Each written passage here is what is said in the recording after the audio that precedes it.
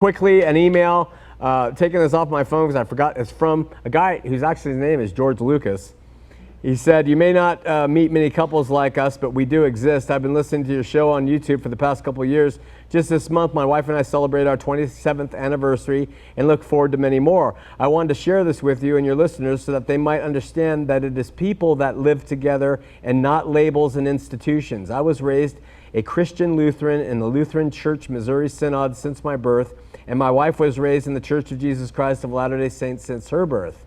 While we both recognize that there are serious theological differences, we have focused on our relationship and our family in an atmosphere of love.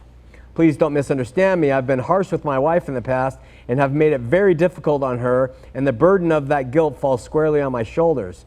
It wasn't until I went back to regular attendance at church that my outlook began to change.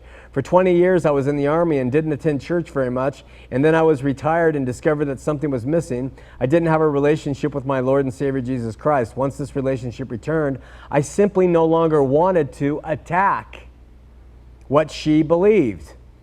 That I learned to do was to defend the Christian message with love and, more importantly, with truth and honesty. Sometimes that truth and honesty can be hard for an individual to bear, but I know it is hard for her, and I am sincerely empathetic to her, and if I really love her, I have to be honest with what the Christian message is. It's not for me to say whether she's a Christian or not, and as a matter of fact, I believe that there are many LDS people who will be saved, but not of their own doing.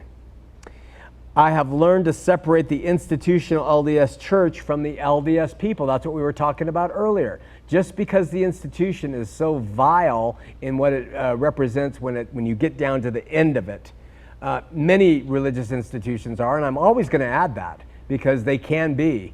People who are at church seeking God are not necessarily replications of the vile institution that they attend. And I think we need to soften up on that, and that's what he seems to be saying.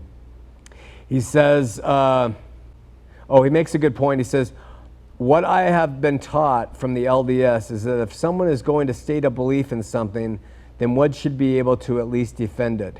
This brings me to my final point, and it is a warning to Christians. Understand what you believe. Because the danger in someone stating a belief and not able to defend it is not that the person will eventually stop believing. It is that they will believe in anything. I think that's a really good point. And really try to understand. Jesus said God seeks those who seek him in spirit and in truth. Not just in spirit, not just in truth. He was looking now, Jesus said, for those who seek him in spirit and in truth. And that's just got to be our mantra for this ministry.